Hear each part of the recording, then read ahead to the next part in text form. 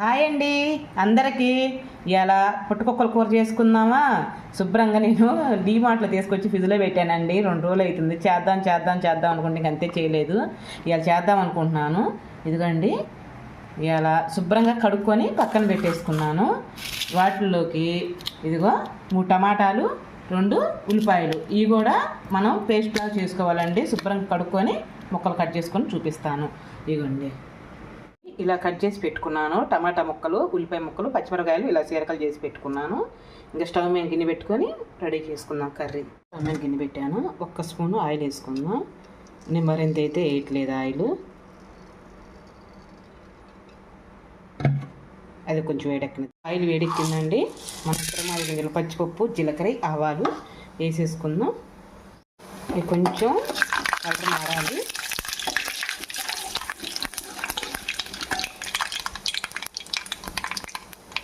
కొంచెం కరివేపాకు వేసుకుందాం.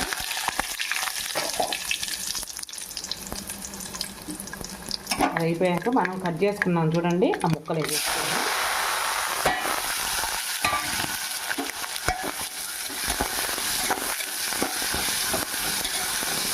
టమాటా ముక్క మెత్తబడిన దాకా మనం ఉంచుకుందాం.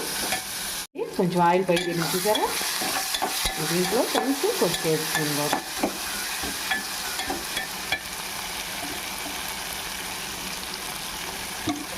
పచ్చివాసన దాకా మళ్ళీ కొంచెం ఫ్రై చేసుకుందాం.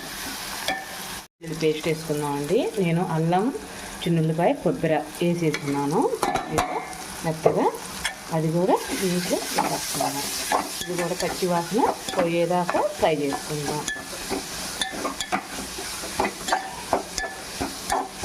అల్లం వెల్లుల్లి పేస్ట్ కూడా వేసాం కదా, ఇది కొంచెం పచ్చివాసన పోయేదాకా ఫ్రై చేసుకుందామండి.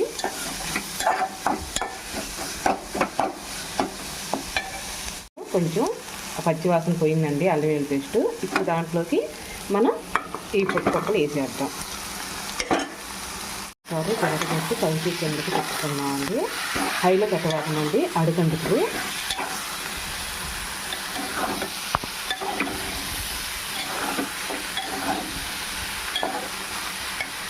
కారం వేసుకున్నామండి 2 స్పూన్లు. ఉప్పు 1 స్పూన్ వేస్తున్నాను. ఇదిగోండి, కల్లుప్పు వేస్తున్నాను. కొంచెం గరం మసాలా, వాటిని కూడా కొంచెం మగ్గనిద్దాము.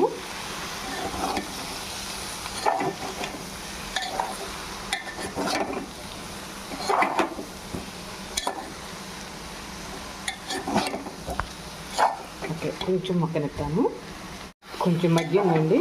మనం దీంట్లోకి వాటర్ వేసుకుందాం.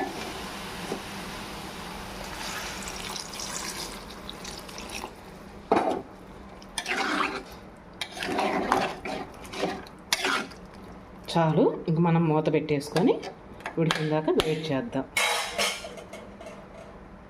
అండి, మధ్యలో ఒకసారి తిప్పుకోండి. ఎందుకంటే తిప్పుకుంటే అడుగంటకుండా ఉంటుంది, ఇబ్బంది లేకుండా ఉంటుంది. లేకపోతే అడుగంటుతుంది. అందుకని వాటర్ పోసావు కక్క అని అనొచ్చు, కానీ తిప్పుకుంటే బాగుంటుంది కర్రీ. అందుకని ఎంత చక్కగా రెడీ అయిందో, బాగా రెడీ అయింది.